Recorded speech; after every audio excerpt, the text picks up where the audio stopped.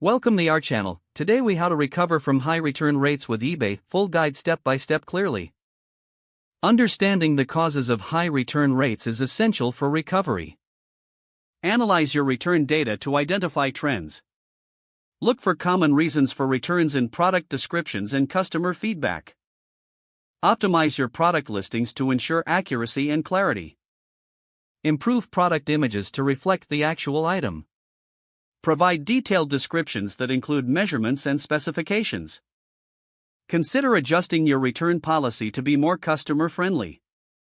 Communicate openly with buyers about their concerns.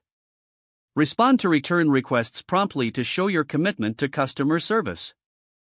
Use feedback to improve your offerings, focusing on quality assurance. Enhance shipping practices to ensure items arrive in perfect condition. Consider offering incentives for buyers to keep products instead of returning them. Engage in targeted marketing to reach customers who follow up with customers post-purchase to gather insights on their experience. Use surveys or feedback forms to learn more about customer satisfaction. Monitor your return rates regularly to track changes and improvements. Adjust your business strategy based on return rate trends. Stay proactive rather than reactive in managing returns. Consider educating your buyers about proper product use to minimize issues.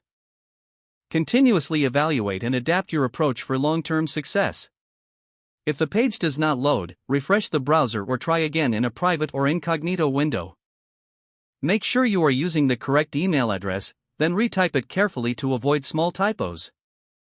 If your password is not accepted, use the reset option and create a new strong password you can remember. Check your spam folder for verification or security emails, then complete any requested confirmation steps. Enable two-factor authentication if available to improve account security and reduce unauthorized access risk. After signing in, review your profile details so your contact information and settings are accurate and current. If you see an error message, note it down and try again after restarting your device and internet connection. Don't forget to like this video and subscribe to our channel for more step-by-step tech guides.